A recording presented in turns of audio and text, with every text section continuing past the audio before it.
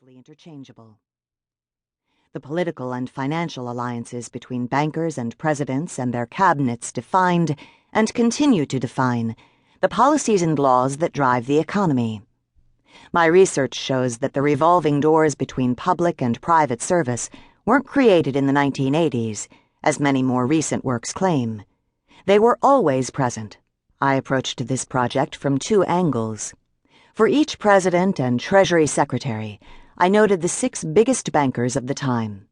For the most part, the number of significant political ties trailed off after that point, and cross-referenced them with the 6 banks whose legacies snaked through that Morgan Bank meeting in October 1929. In most cases, the top 6 bankers of the time were related to the men in that room and possessed broad alliances with the presidents and their teams. I examined archival connections and correspondence to determine the nature of their alliances. In some periods, only 1 or 2 bankers dominated the alliances and had the most influence, just as some firms seemed to corner the market at certain times. All the President's Bankers is a story of relationships between powerful men. It is the financial political history of America, and it reveals not only how these alliances shaped America's domestic and foreign policy, but also, by extension, how America's bankers shaped the world, and America's position as a superpower. Between the 1930s and 1960s, the bankers who most influenced presidents were on close personal terms with them. They influenced policy to suit themselves, to be sure, but in the post-war world, that worked well for the population. In the 1970s, the nature of these alliances changed. Bankers now had a fresh source of power, the ability to recycle Middle East petrodollars and expand into Latin America.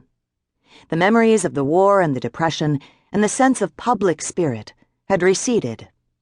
By the 1970s, bankers like David Rockefeller and Walter Wriston were pushing Presidents Nixon and Carter to do their bidding absent the kind of authentic personal ties that bound former bankers to former presidents.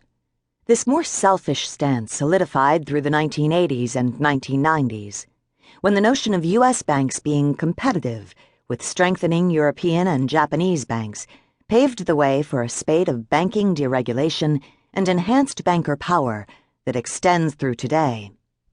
Personal connections became merely opportunistic ones.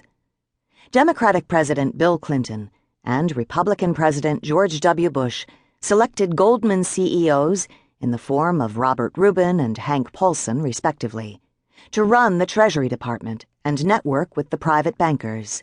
Lobbyists and lawyers interacted more frequently with administration staff. Campaign donations took the place of discourse about issues. The results of policy decisions might have been the same anyway.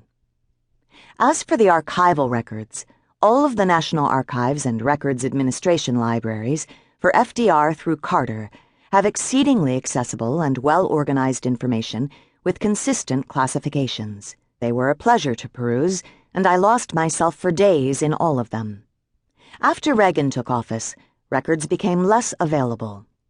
At the Clinton Library in Little Rock, Arkansas, I learned that some records may never be uncovered without the benefit of Freedom of Information Act, FOIA, requests, not merely for national security reasons.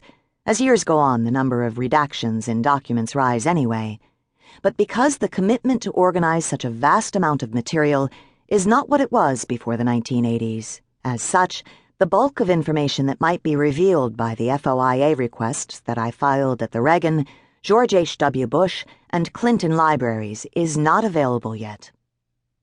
What remains to be examined by some curious person years from now is the nature of George W. Bush's and Barack Obama's relationships with the leading bankers of their day.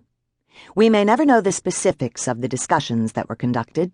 Bankers don't put much in writing anymore, and there have been no tapes of White House conversations since Nixon. But we can be sure of one thing. Those bankers and their firms are the financial descendants of the men at that Morgan meeting in 1929. And decades from now, they still will be. On this, history is clear. Introduction. When the President needed the bankers. This country has nothing to fear from the crooked